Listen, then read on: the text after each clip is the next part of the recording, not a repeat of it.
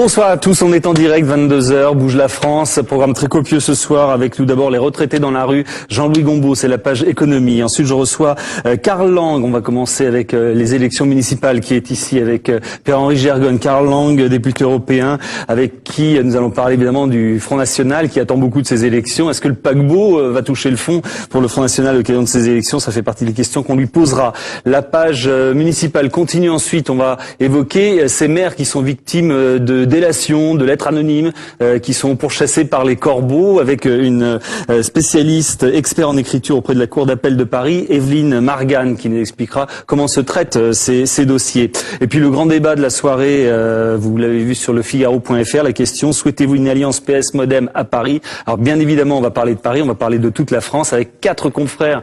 Il y en a qui sont derrière là-bas, bien sûr, il y a Denis Jambard qui sera avec nous, Jean-Louis Gombault parle avec lui sera à la page économie, il y aura Christophe Forcari pour Libération, Dominique de Montvalon pour Le Parisien, Jean-Paul Pierrot pour l'Humanité. C'est pas terminé. Ensuite, on partira sur l'international et sur les sciences avec 2 scientifiques, 2 chercheuses, l'une est gabonaise, l'autre iranienne. Elles ont été récompensées par des bourses L'Oréal, UNESCO. Elles nous expliqueront ce qu'elles font et ce qu'elles souhaitent développer. Voilà, et on terminera le dernier coup de fil, le Parti communiste, le point un petit peu par rapport aux élections, bien sûr, avec Patrick Bessac, le porte-parole du Parti communiste. Vous voyez, c'est très complet, j'essaie de faire vite, mais c'est quand même très copieux ce soir. Marie-Laetitia Bourriès tout de suite pour le journal. Excellente soirée.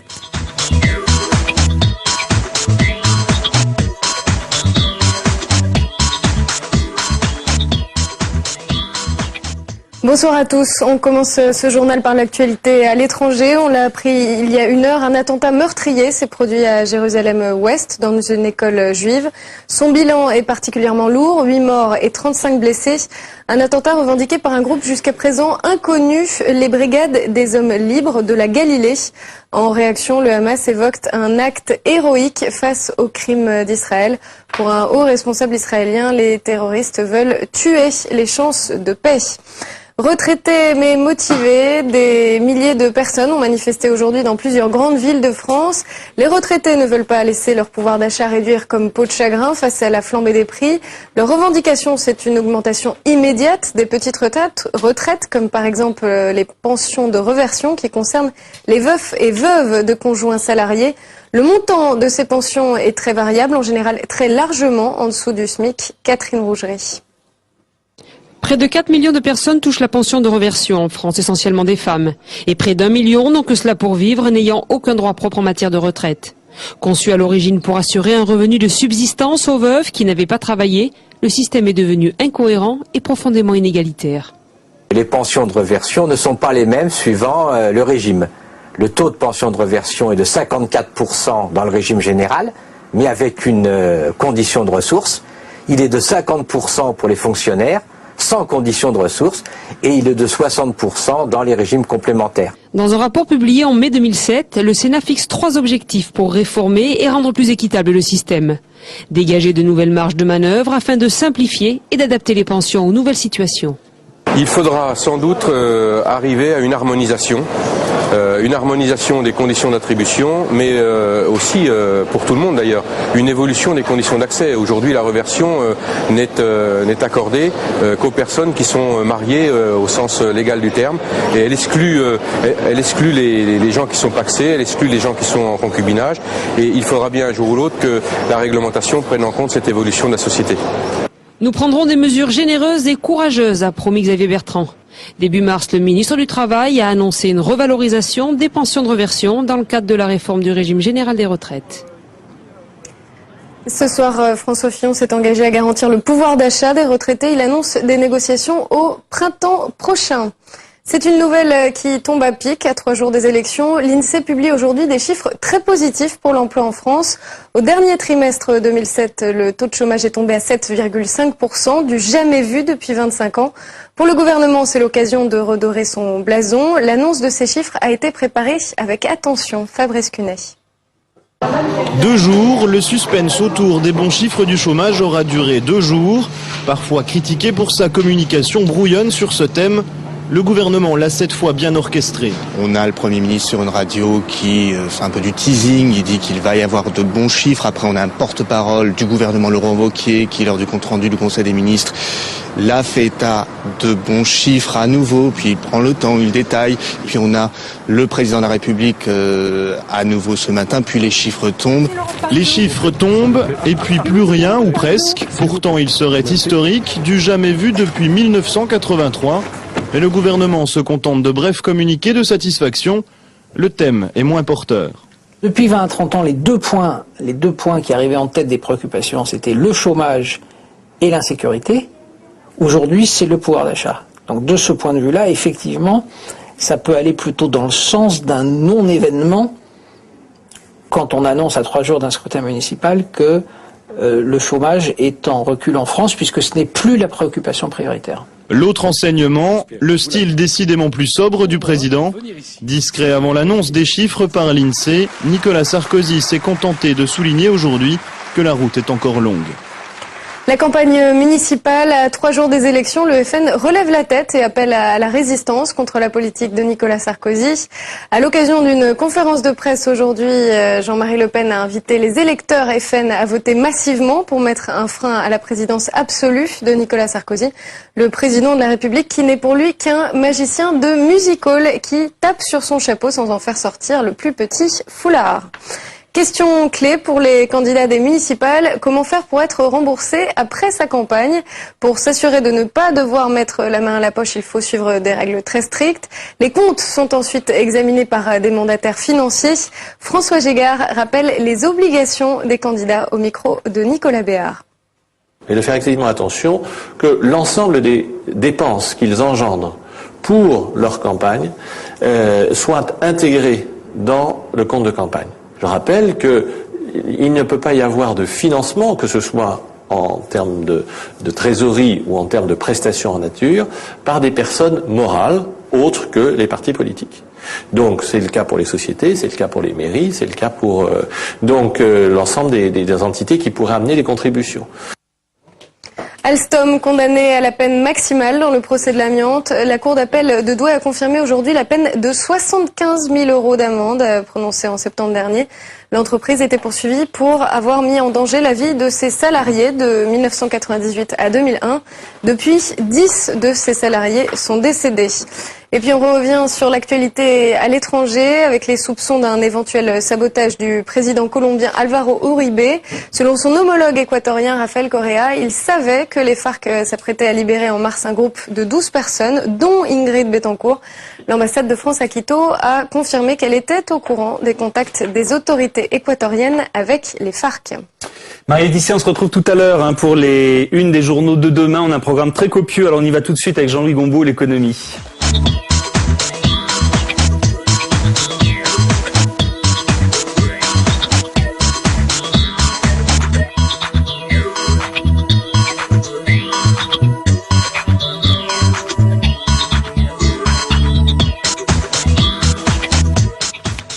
Ça y est, vous êtes installé, Jean-Louis, on peut y aller. Bonsoir. Les retraités sont dans la rue. On l'a vu aujourd'hui à Paris, en province, parce qu'ils protestaient sur leur traitement, le minimum vieillesse. Alors on se souvient que il avait augmenté de 1,1%, alors que l'inflation est à 2,8%. Donc effectivement, ça faisait une petite différence. Le gouvernement avait ensuite, début janvier, lâché 200 € de plus.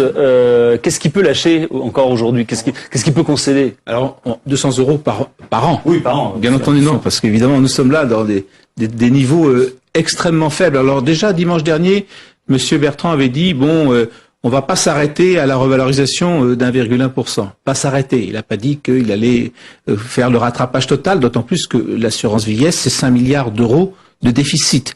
Ce qu'on pourrait faire quand même, c'est que le système qui a mis aujourd'hui un certain nombre de retraités dans la rue, il faut pas en exagérer aussi le nom, mais il y a un mouvement protestataire et notamment ça se traduit dans la cote de popularité de M. Sarkozy. C'est ce système qui consiste à dire l'année dernière on vous a trop augmenté par rapport au prix. Vous savez que les pensions sont aujourd'hui indexées sur le niveau des prix. Donc cette année on aura 1,6% d'augmentation des prix. On va pas faire 1,6. Vous avez été trop augmenté. On fera moins que l'inflation en l'année 2008. Donc, ça a quand même posé un problème. C'est-à-dire qu'officiellement, vous affichez 1,6% d'augmentation des prix prévisibles, vous augmentez les pensions de 1,1%, et les prix en plus sont de 2,8% de hausse. Donc là, il y a eu ce sentiment-là d'exaspération, et les retraités, sans en exagérer le nombre, étaient aujourd'hui dans la rue. Alors, est-ce que en France, la situation des retraités est préoccupante? Alors, je pense que d'abord, elle est contrastée. C'est-à-dire aujourd'hui, vous avez 14 millions de retraités. Si vous faites la moyenne, grosso modo, les retraités sont autour de 15 000 euros annuels de retraite. Vous êtes à peu près au niveau des retraités, des actifs. Donc, grosso modo, le revenu des retraités est égal au revenu des actifs. Donc, on ne peut pas dire que la situation globale des retraités soit particulièrement mauvaise. Mais à l'intérieur de cette moyenne, vous avez des contrastes frappants. D'abord, vous avez les retraités, les nouveaux retraités, ceux qui ont à peu près 58 ans, puisqu'on part à peu près à la retraite à 58 ans en France, jusqu'à 68 ans. Ces retraités-là, c'est la première génération où vous avez 2 pensions. Avant, quand vous partiez à la retraite, vous n'aviez qu'une seule pension. Là, vous en avez 2, et c'est des gens qui, en plus, ont bénéficié d'une carrière complète, généralement complète, n'ont pas été beaucoup au chômage, et d'autre part, ils ont bénéficié de hausse de la bourse. Donc, grosso modo, c'est ceux qu'on voit dans les aéroports aujourd'hui, même s'ils sont pas énormes, ce sont ces gens-là. Puis après, quand vous allez plus loin, c'est-à-dire que les gens qui ont un peu plus de 70 ans, alors là, le problème de la retraite se pose, et les retraites baissent de pouvoir d'achat chaque année. Ce sont des gens qui ont une pension et demie, qui n'ont pas de revenus patrimoniaux importants, et là, le véritable problème se pose. Et vous avez une masse de retraités qui sont pauvres, on peut dire. Vous avez à peu près 600 000 retraités qui sont au minimum vieillesse, 4 millions qui sont au minimum contributif. Il y a 10 ans, 10% par contre des retraités étaient en dessous du seuil de pauvreté. Aujourd'hui, 14% des retraités sont en dessous du seuil de pauvreté. Donc, on retrouve ce qui existait dans l'ancien temps, les petites retraites, les pauvres retraités qu'on avait oubliés pendant un certain moment, et on arrive maintenant à un appauvrissement. C'est une phrase de Pierre Perret, oui. Elle est pauvre comme la retraite des vieux. Sa taille est aussi mince que la retraite des vieux. Oui. Elle disait Pierre Perret dans sa chanson en parlant d'une jeune fille. Oui. Mais en fait, compte, ça a été oublié pendant quelques années. Et maintenant, il y a un retour. Et le problème qui va se poser prochainement, c'est qu'on s'aperçoit que les gens ont des carrières de moins en moins complètes. Et de plus, ils partent de plus en plus tôt, ils n'arrivent pas à finir leur carrière, à faire leurs fameux 40 ans, et donc leur pension s'en ressent. Donc la question de l'appauvrissement des personnes âgées en France est malheureusement un problème qui est droit devant nous si on n'y porte pas remède. Merci beaucoup Jean-Louis. On ouvre maintenant une grande page municipale. Dans un premier temps, on va parler avec Karl Lang du Front National. Ensuite, on évoquera ce qui arrive à pas mal de maires, surtout en province. C'est d'être dénoncés, de recevoir des lettres anonymes, des corbeaux qui existent avec une spécialiste, des écritures. Et puis ensuite, grand débat, là, beaucoup plus sur Paris et les grandes villes, entre le PS et le Modem notamment, et 4 confrères qui seront présents. Voilà, pour ce programme municipal, on attaque tout de suite avec Karl Lang que je reçois.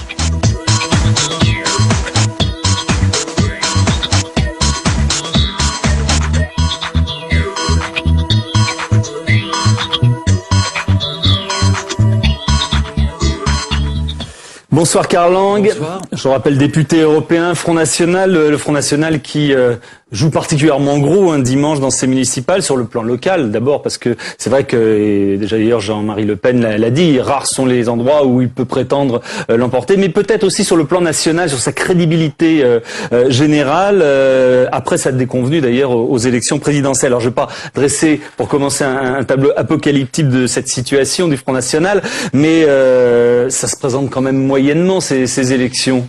Écoutez, nous avons été l'année dernière victimes d'une sorte de hold-up électoral de la part de Nicolas Sarkozy, c'est vrai, puisqu'il a réussi à abuser une partie des électeurs, je dirais, traditionnels de Jean-Marie Le Pen et du Front National. Ouais, c'est vous qui appelez ça un hold-up. Après les illusions vient le temps des désillusions, et après les promesses vient le temps du bilan, et nos électeurs qui étaient partis vers Nicolas Sarkozy découvrent aujourd'hui avec beaucoup d'amertume, je crois, et certainement de la frustration, qu'ils ont été trompés et abusés. Donc, à terme, ils reviendront vers le Front National. Alors, nous sommes en campagne électorale municipale et cantonale, avec des moyens réduits. Nous présentons moins de listes que d'habitude, moins de candidats au cantonal que d'habitude, parce que nous avons un devoir de précaution financière, de manière à ne pas mettre le Front National dans une situation qui est déjà difficile. C'est pas aussi parce que vous avez du mal à trouver tout simplement des listiers?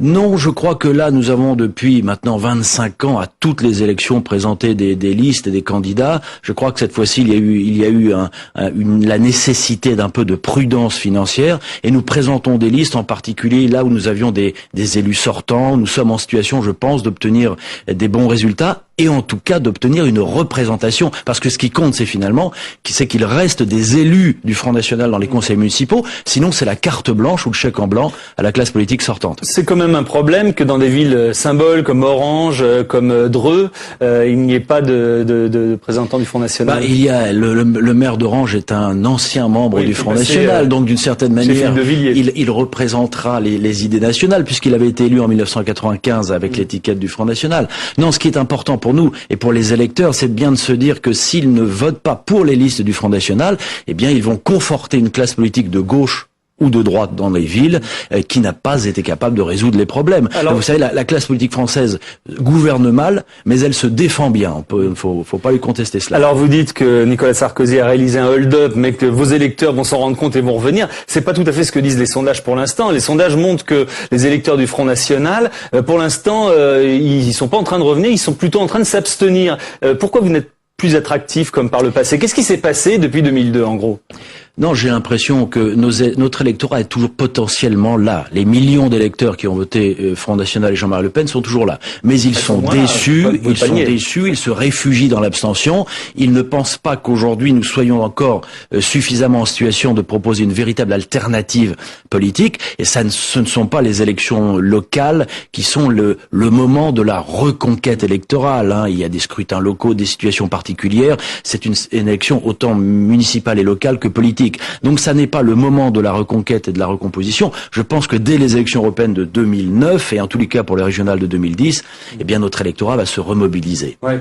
Il y a quand même un problème aussi de représentativité. C'est vrai que vous avez des têtes d'affiche. Il y a Jean-Marie Le Pen, il y a sa fille, il y a Bruno Gollnisch, il y a vous. Et puis c'est tout. Mais vous savez, c'est quand même un vrai problème pour un parti, parce que une fois que ce sont pas ces gens-là qui se présentent quelque part, on connaît pas pour qui on vote. Mais vous savez, dans les villes présentes où le Front National est candidat cette fois-ci, où il présente des listes, nous avons d'excellentes têtes de liste. Ils sont pas bons. Je dis que personne ne les connaît. Mais, si on les connaît localement. C'est pas la faute de Jean-Marie Le Pen, ça, qui a quand même tiré le parti, qui a occupé toute la place en tant que leader. Honnêtement, je crois que c'est plus la faute des médias que de Jean-Marie Le Pen. Enfin, c'est pas toujours les médias. La facilité médiatique, c'est d'inviter ceux qui sont les plus accrocheurs. Alors, qui sont les plus accrocheurs? C'est ceux qui portent le nom de Le Pen. Alors, soit Jean-Marie Le Pen, soit Marine Le Pen. Donc, la facilité médiatique consiste à réduire, si vous voulez, l'image du Front National à Jean-Marie Le Pen et à Marine Le Pen. On peut pas dire que Jean-Marie Le Pen est poussé en avant la génération qui suit, quand même. Bon, écoutez, nous avons eu, lors des grandes années du Front National, toute une série de personnalités qui ont pu s'exprimer. Non, je pense que nos listes municipales sont menées par des candidats compétents, des candidats connus localement. J'ai eu l'occasion, moi, d'aller soutenir toute une série de têtes de liste dans la région Nord-Pas-de-Calais et ailleurs. Je pense que ça a dû être vite fait, parce qu'il y a que 85 villes de plus de 10 000 habitants où vous vous présentez, contrairement aux élections précédentes. Est-ce que vous n'êtes pas en train de vous marginaliser à nouveau, comme dans les années 80? Mais vous savez, c'est la question qui est posée aux électeurs, parce qu'en démocratie, ce sont toujours les électeurs qui ont raison. La question que doivent se poser les électeurs, c'est la suivante. Est-ce que ça va bien ou est-ce que ça ne va pas bien? Et qui est responsable de la situation dans laquelle il se trouve, qu'il s'agisse des retraites, qu'il s'agisse des niveaux de vie, etc., etc. Pour vous donner un rappel, depuis 1981, la gauche plurielle ou unie a gouverné 15 ans. Et la droite a gouverné 12 ans. Donc ces deux forces politiques du système en place sont toutes les deux responsables de la situation dans laquelle nous nous trouvons. Mais par le passé, vous arriviez quand même à rassembler les mécontents, à être le réceptacle justement de cette contestation. Aujourd'hui, vous n'y arrivez plus. Pourquoi ? Parce que, encore une fois, Sarkozy a fait un premier tour de campagne présidentielle nationaliste ou nationale. Il a fait un deuxième tour de campagne centriste pour attirer les voix de M. Bayrou. Et depuis, il gouverne en pratiquant l'ouverture à gauche. Donc, à lui tout seul, d'une certaine manière, eh bien, entre le premier tour de la présidentielle, le deuxième tour de la présidentielle et l'action gouvernementale, il occupe tout le terrain. Mais tout ceci n'aura qu'un temps, car en effet, moi, je suis convaincu que les idées nationales, populaires et sociales que nous portons apparaîtront dans les semaines, et j'espère les jours, mais les semaines, les mois ou les années qui viennent, comme la seule alternative de redressement national possible. À nous de porter, si vous voulez, cette espérance de redressement national, à nous d'offrir au pays, aux Français, eh bien... Mais sur quelle base? Alors sur quelle base vous faites campagne, par exemple, aujourd'hui? Parce que je pense que, indépendamment des particularités locales, je pense qu'il y a des grands thèmes qui sont repris. C'est seulement le mécontentement Bien sûr que non, mais localement, dans chaque ville, eh bien, nos têtes de liste et nos candidats défendent leur conception de la sécurité pour les Français, de la préférence nationale, de l'aide à la politique familiale, de tout ce qui va dans le développement de la beauté des villes, de la politique culturelle enracinée, etc., etc. Je pense que partout dans les communes, nous avons des programmes de redressement. J'étais à Calais hier soir, nous allons proposer un modèle de redressement économique, social et culturel. À Hénin-Beaumont, nous allons porter un projet de redressement pour cette ville d'Hénin-Beaumont. Donc nous portons localement de véritables projets municipaux, mais cela s'inscrit aussi dans une démarche politique, politique qui consiste à refuser le chèque en blanc aux sortants, qu'ils soient de gauche ou qu'ils soient de droite, puisque nous pensons que ces gens-là sont responsables de la situation malheureuse dans laquelle se trouvent les Français. Il y a une dizaine d'années, Jean-Marie Le Pen regardait un petit peu de haut ce qui se passait dans la droite, les dissidences en particulier à l'intérieur de votre parti. Est-ce qu'aujourd'hui il n'est pas temps de un petit peu recomposer l'extrême droite en France? D'abord, nous ne sommes pas l'extrême droite, nous sommes la droite nationale, populaire et sociale. L'extrême droite, c'est ce qu'il y a, oui, à droite de l'UMP. Donc, si vous voulez, non, ce qui sera nécessaire dans les mois et les années qui viennent, c'est que le Front National redevienne la force de rassemblement de toutes les composantes de l'opposition nationale. Mais ça va pas tomber par magie. Est-ce qu'il n'y a pas un rapprochement peut-être à nouveau avec Bruno Maigret? Quand je vous parlais, c'est vrai qu'il y a une dizaine d'années, Jean-Marie Le Pen avait rien fait pour retenir Bruno Maigret. Aujourd'hui, est-ce que ça peut se recomposer? On a le même phénomène à l'extrême gauche. Mais vous savez, lors de l'élection présidentielle 2007, Jean-Marie Le Pen a lancé l'idée de l'union patriotique et qui a été appuyée par Bruno Maigret. Donc, se présente quand même pour l'instant ces listes. Oui, il se trouve que malheureusement, dans toute une série de secteurs, eh bien, les composantes nationales n'ont pas été en mesure de créer une synergie, ce que personnellement je regrette. Je pense que il y aura par nécessité politique l'obligation dans l'avenir de rassembler toutes les forces nationales si nous voulons offrir un projet de reconquête, de redressement national. Comment vous voyez l'avenir proche du Front National? Il n'y a plus d'argent dans les caisses, le paquebot a été vendu ou va l'être. Oui, vous savez, moi je suis... Il y a moins de militants, moins d'électeurs. Oui. Je suis au Front National depuis 30 ans. J'ai déjà connu des hauts et des bas. Je vous donne deux exemples. Aux élections cantonales de 88... les bas lorsqu'il y a des hauts qui viennent, c'est plus facile que maintenant ils reviendront. Ils reviendront. En septembre 88, aux élections cantonales, en moyenne nationale, nous faisons 5,2%. Aux élections européennes de 1999, juste après la scission, le Front National est à 5,6%. Les observateurs considéraient que nous allions disparaître à ce moment-là. Nous avons toujours rebondi parce que nos idées restent au cœur des nécessités politiques et des nécessités des Français. Donc, quels que soient les aléas politiciens ou électoraux, de passage, les grandes familles politiques ne disparaissent pas comme ça, et le courant national va se relancer à un moment ou un autre. Donc ça, vous appelez ça de vos vœux. Qui doit reprendre le Front National? Quelle dynamique doit renaître pour arriver à réaliser ce que vous espérez? Écoutez, qui doit reprendre le Front National? Je pense que Jean-Marie Le Pen n'a pas du tout l'intention d'abandonner la direction du Front National. Bon, et donc je crois que la question de l'après Le Pen au Front National ne se posera pas. Je crois que le Front National est tellement lié. Le Front National est tellement lié à la personnalité de Jean-Marie Le Pen qu'après Jean-Marie Le Pen, ce sera l'après Front National. Je crois qu'il faudra l'après Front National, vous le datez à peu près dans Mais écoutez, nous verrons lorsque Jean-Marie Le Pen aura décidé d'arrêter le combat politique. À ce moment-là, eh bien, nous verrons ce qu'il en est. Je crois qu'aujourd'hui, il porte encore la responsabilité avec l'organisation Front National. Vous pensez jusqu'en 2012, c'est possible? Écoutez, c'est à lui de décider. Je pense qu'il n'a pas exclu cela. C'est à lui de voir dans quelles conditions personnelles et politiques. À nouveau en 2012. Il ne faut pas exclure cela, absolument, oui. Alors il y a 3 villes qui ont été citées par lui-même où vous espérez, je sais pas, vous allez nous dire d'ailleurs ce que vous espérez, c'est il y a Noyon, il y a Cluses et il y a Hénin-Beaumont avec sa fille Marine Le Pen. Vous dit il y a une chance de victoire. Si vous êtes déjà au 2e tour, ce serait pas déjà le pompon entre guillemets.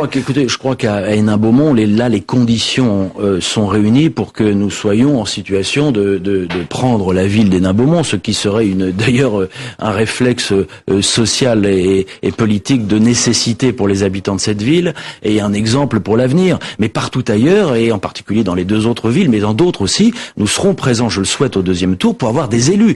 Car l'objectif est de pouvoir, au sein des conseils municipaux, si nous ne gagnons pas, pouvoir nous opposer, pouvoir faire des propositions, pouvoir témoigner, surtout ne pas abandonner le terrain à une classe politique qui sinon a les pleins pouvoirs. Juste une dernière question très rapidement. Au 2e tour, vous allez en général donner des consignes de désistement? Au 2e tour, l'objectif est d'être présent et de faire élire des membres du Front National. Vous savez bien que sur au moins les 85 villes, vous ne serez pas présent partout. Si nous ne sommes pas présents au 2e tour, eh bien la règle générale, sauf exception, ce sera décidé par le bureau politique, mais la règle générale, c'est de laisser les électeurs libres de choisir entre les sortants et les revenants. Nous verrons ce qu'il en est.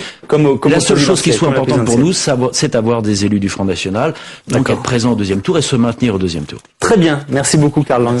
Merci bien. On va continuer avec les municipales. On va parler maintenant de ce qui arrive souvent dans les petits villages. Il y a des dénonciations, il y a des lettres anonymes, il y a des corbeaux qui envoient des lettres au maire. On va en parler.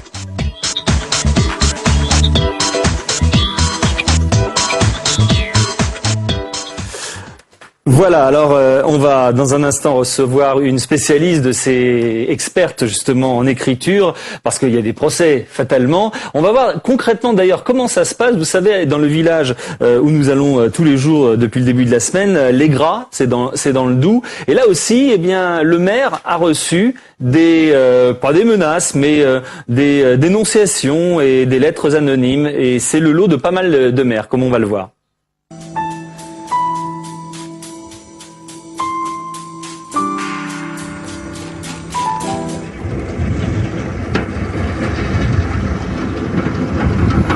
Voilà la neige, Jean. Salut Playboy. Tu t'es levé à quelle heure? T'es parti à quelle heure? Non, moi, l'image enclavée, l'image cul-de-sac, je la combats, je n'en veux pas du tout, puisque on est à 5 km de la Suisse, 20 km de Pontarlier, 10 km de Morteau. On est plus sur un passage qu'un village enclavé. Non, mais nous, pour le déneigement, on a la chance d'avoir Jean qui est libre à toute heure du jour et de la nuit, qui déneige, qui est équipé, ça nous donne un coût beaucoup plus faible que d'autres communes qui passent par des déneigeurs, parce que c'est terrible le prix de la main-d'œuvre. Même sous la neige, le village des Gras a toujours refusé d'être coupé du monde. Dans les années 80, les habitants se plaignaient d'une mauvaise réception des chaînes de télévision. Ils ont donc été dans les premiers en France à être câblés. Aujourd'hui, ils ont même leur télé locale. Mesdames, Messieurs, bonjour. Les prochaines élections municipales auront lieu les dimanches 9 et 16 mars. Télé Châteleux permet aux abonnés, plus de la moitié de la population, d'être au cœur des élections municipales. On a fait un petit reportage. Les candidats se sont présentés. Ça a duré, on va dire, chacun des candidats se présentait 1 minute, 30 secondes, enfin peu importe. Et on l'a passé en boucle pendant la semaine des élections. Ça passe sur la chaîne locale. Et donc, ça permet aux habitants de connaître les candidats. Dimanche prochain, on va faire en direct le dépouillement de ce scrutin du 9 mars 2008. À quelques jours du scrutin, le maire a réuni tous ses colistiers. Certains se présentent pour la première fois. Ce soir-là, ils découvrent que les élus reçoivent parfois des lettres anonymes. Dans notre commune, nous avons encore des personnes sérieuses et honnêtes et capables. L'avenir de notre village en dépend. Changeons de maire, votez Gérard Marguet. Et dire que c'est moi qui suis allé chercher Gérard.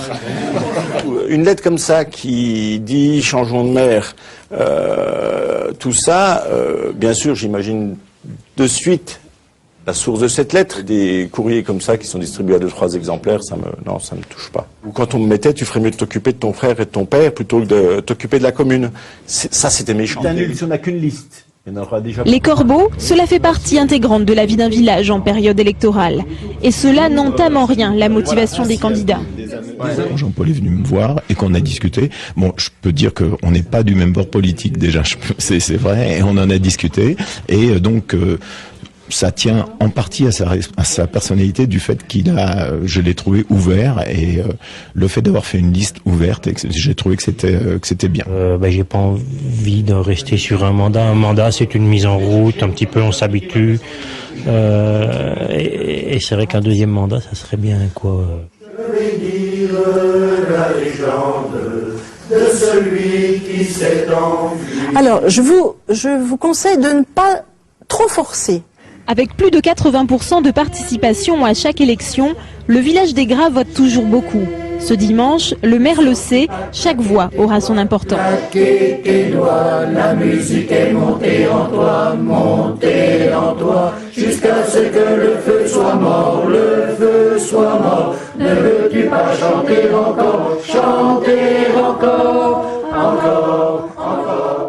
C'est plus performant que la Star Academy. Alors on va parler de ces lettres anonymes avec Evelyne Margan. Bonsoir, vous êtes expert en écriture auprès de la Cour d'appel de Paris. Alors on a vu les lettres qui étaient lues par le maire des Gras. C'était plutôt gentil. Enfin, je veux dire, c'était pas. Mais j'imagine que vous traitez des dossiers plus compliqués que ça. D'abord, expliquez-nous la différence entre expert en écriture et graphologue. Alors voilà, malheureusement, tout le monde confond. C'est pour ça que je pose la question. Il n'y a pas que vous, il y a aussi les avocats. Moi, je confonds pas, mais je pose la question pour qu'on comprenne. Voilà. Et le graphologue étudie la personnalité, les comportements d'un individu. L'expert va comparer, c'est un technicien, et il va comparer des documents entre eux pour savoir quel est le bon, quel est le mauvais, celui qui a été imité ou pas imité. Donc, il faut absolument pas confondre les deux. Les magistrats, généralement, nous donnent des missions en tant qu'experts avec des documents à expertiser et à comparer à d'autres documents pour savoir si la personne, effectivement, est l'auteur ou non du document qui a été confié. En revanche, la graphologue a une écriture et on lui demande de faire un constat, de faire un bilan de la personnalité et de la façon dont elle fonctionne. Oui, parce qu'en général, on a des soupçons, puisque ceux qui écrivent des lettres, ceux qui sont des corbeaux qui écrivent des lettres anonymes, sont en général, évidemment, dans le rayon d'action de ceux à qui ils sont destinés. Vous comparez leurs écrits sur des suspects? Oui, alors d'abord, si vous voulez, les lettres anonymes sont confiées soit par des magistrats, dans le cadre évidemment d'une enquête judiciaire, soit effectivement par des personnes privées qui tout d'un coup reçoivent dans leurs lettres une, deux, trois lettres anonymes qui généralement sont porteuses d'horreurs les unes après les autres, qui peuvent aller jusqu'aux menaces de mort. Oui, parce qu'il y a des lettres anonymes, il y a lettres anonymes soft, comme celles que nous venons d'entendre, voilà, et qui effectivement font légion au moment des municipales, parce qu'il est de bon ton d'écarter le voisin. Ça, vous le sentez vraiment au moment des élections politiques locales, en l'occurrence? Bien sûr, surtout dans les petits villages. À Paris, bien évidemment, ça n'a pas lieu, mais dans les petits villages où tout le monde est un peu suspect déjà au départ, il est certain qu'au moment des municipales, ils deviennent encore plus suspects, et s'ils ont le malheur d'avoir fait une petite chose de travers, il est certain qu'on va le ressortir à ce moment-là. Mais sauf que c'est des mois après, j'imagine, on traite pas le dossier tout de suite. On traite pas le dossier tout de suite. Mais ce que nous voyons, nous, en tant qu'experts, et ça fait presque 20 ans que je suis expert à la Cour d'appel de Paris, donc j'en ai vu beaucoup, je vois, si vous voulez, des expertises données précisément sur des lettres anonymes parce que elles sont arrivées à un point où on ne peut plus les supporter. C'est-à-dire que la première lettre anonyme, vous allez la supporter, la deuxième, vous allez généralement porter plainte à la police, et la troisième, elle va finir chez le magistrat qui va vous nommer en disant, voilà, vous avez 1, 2 ou 3 suspects. Vous pensez que qui a écrit ça? Elle est toujours, c'est toujours, si vous voulez, une dénonciation calomnieuse, hein, toujours. Alors, anonymat veut dire quelque part que la personne est lâche.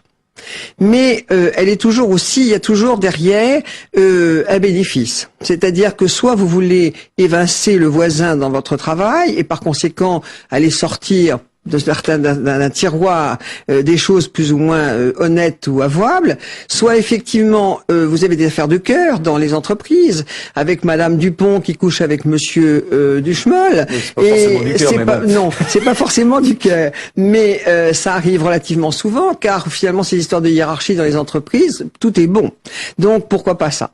Puis aussi vous avez le fait qu'il faut savoir que certaines personnes se disent victimes, mais qu'en fait ce sont elles qui ont écrit les lettres. Souvent ça? Elles font ça parce que comme ça, on prête une certaine attention à eux. Ça arrive souvent? Ça arrive, des magistrats nous donnent... C'est quoi la proportion à peu près? 10% peut-être. Quand même. Oui, très fréquemment, les magistrats nous donnent des missions en nous disant que la partie civile, en nous donnant des documents à comparer de la partie civile, donc qui est demanderesse. Et par conséquent, on s'aperçoit que c'est la partie civile qui a fait la lettre anonyme. Les corbeaux sont des corbeaux de passage, saisonniers, ou est-ce que ce sont des gens qui sont capables de reproduire ça tout au long de l'année avec diverses personnes? Vous connaissez le film Corbeau? Je pense qu'il y a des malades. Comme partout, il y a des malades là-dedans. Moi, je vous demandais la proportion. Pareil, c'est quoi? C'est 10% aussi les vrais? On ne peut pas dire que les corbeaux professionnels, on va dire. Oui, les corbeaux professionnels, il y en a peut-être 2 ou 3%, pas plus. Oui, c'est-à-dire que notre activité est surtout basée sur des testaments, sur des chèques, sur des contrats. La lettre anonyme, on en a. Oui, on en a, bien sûr. Parce que quand elle arrive, si vous voulez, chez le magistrat, c'est que généralement, il y a eu une certaine exagération avant. Donc, elle nous arrive, mais on peut pas dire non plus que ce soit notre activité principale. Oui, ça fonctionne beaucoup, parce que on l'a vu avec les impôts, notamment. Il y a beaucoup de dénonciations. D'ailleurs, ce que Nicolas Sarkozy s'était engagé à changer pendant sa campagne présidentielle. Est-ce que vos expertises peuvent faire condamner quelqu'un? Tout à fait, tout à fait. Est-ce que vous êtes suivi, vraiment? Ah oui, bien sûr. Les magistrats, si vous voulez, à partir du moment où ils nous nomment, ou les personnes privées, lorsqu'elles viennent nous voir, ne savent pas. Donc, s'ils ne savent pas, ils demandent à un professionnel, et il se trouve qu'ils vont nous suivre, ils vont lire nos conclusions. Mais vous êtes sûr de ne pas vous tromper? Alors, vous savez, il y a toujours un doute. Il nous est arrivé, et il nous est possible de dire que malheureusement, il n'y a pas suffisamment de concordance ou de discordance pour pouvoir conclure. Quand vous dites, on est sûr, c'est qu'à 100%, il n'y a aucun doute. Il m'arrive de dire que je suis sûr, parce que j'ai trouvé suffisamment de choses. Si vous voulez, ils vont déguiser leur écriture de façon différente. Très souvent, c'est en lettres script. Très souvent, c'est en lettres. Ils vont adopter un style enfantin, c'est-à-dire d'une écriture d'un enfant de 6e. Le droitier va pouvoir prendre une écriture gauchère. Ils vont utiliser des choses totalement différentes en pensant que puisque ça n'est pas eux et qu'ils ont pensé que ça n'était pas eux, ça va marcher. Mais ça ne marche pas toujours parce que nous avons toujours un petit détail bien évidemment je ne vais pas vous donner tout ça parce que certains auditeurs seraient trop contents de pouvoir savoir comment on s'y prend.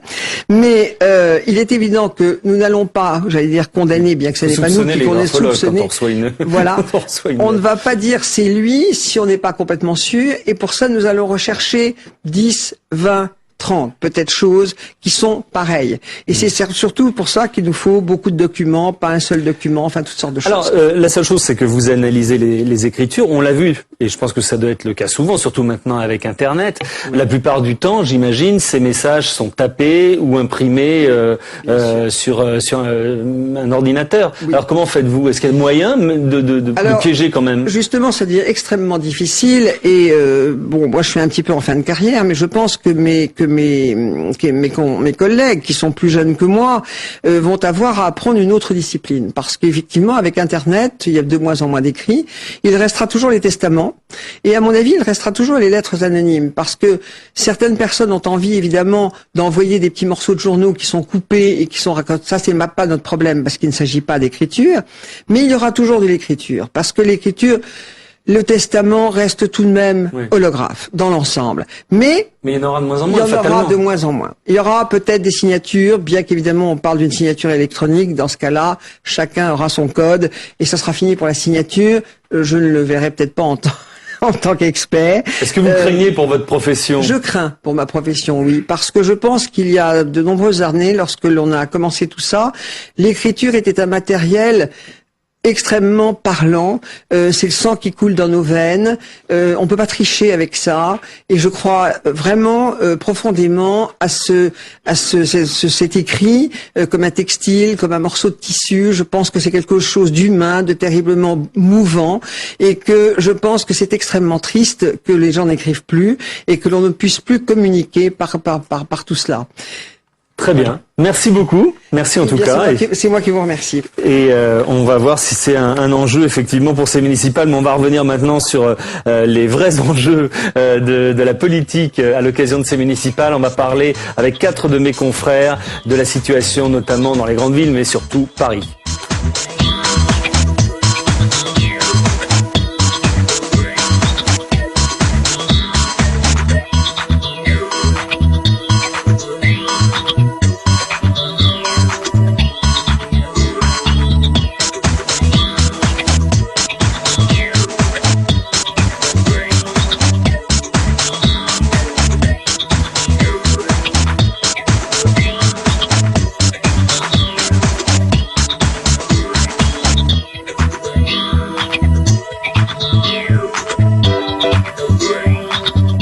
Voilà, PS Modem à Paris, c'est la question qui a été posée sur le Figaro.fr. J'ai vos réponses et vos suggestions qui sont résumées ici. On va en parler dans un instant. On va parler bien sûr des grandes villes, mais de Paris principalement, avec 4 confrères. Christophe Forcari pour Libération. Bonsoir. Dominique de Montvalon. Bonsoir pour Le Parisien. Bonsoir. Et aujourd'hui en France, Jean-Paul Pirot pour l'Humanité et Denis Jambard pour lui-même. Bonsoir à tous les 4. Je vais commencer avec l'actu parce qu'on va être amené à parler d'un petit peu tout, pas seulement du PS et du Modem, et pas seulement de Paris. Mais je sais que demain, Dominique, dans le Parisien, il y a des sondages qui sortent. C'est vraiment les derniers sondages. Donc, dans les également, ça peut pas aller au-delà de demain. Voilà. Donc, dans les principales villes, qu'est-ce que vous pouvez nous dire? Quelles villes? Non, mais il y en a sur sept villes de France. Mais sur Paris, une situation relativement stable. C'est toujours le Noé donné gagnant nettement au second tour. C'était quoi, 56, 58? J'ai plus le chiffre parce que je m'intéresse plus à ceux du premier tour et il se passera quand même la campagne de l'entre-deux tours qui peut modifier la donne. On va donner nettement gagnant au second tour. Et puis il y a un léger mieux des listes Françoise de Panafieux au premier tour. Et puis ce qui est plus intéressant, c'est les Verts et le Modem, chacun de leur côté, grignotent un tout petit peu. Ça va pas très très loin. Delanoë règne. Ouais. Pas encore sans partage. Mais sur qui? Il grignote sur des voix qui s'étaient dispersées puisque Delanoë est stable et conduit le bal. D'accord, donc ça c'est Paris. Il y a une autre ville qu'on peut citer, Marseille peut-être? Oui, il y a une situation. Non, d'un mot, Bordeaux, c'est intéressant, si c'est confirmé, puisque Juppé serait gagnant au premier tour et haut la main. C'est à la tête, n'oublions pas, d'une coalition singulière, UMP Modem, dont il tirerait les fruits. Et puis à Marseille, une situation très très serrée. Pour l'instant, de très très peu. Jean-Claude Gaudin est donné gagnant, mais c'est tellement serré que la campagne sera très ardente jusqu'au second tour. Et sur Lyon?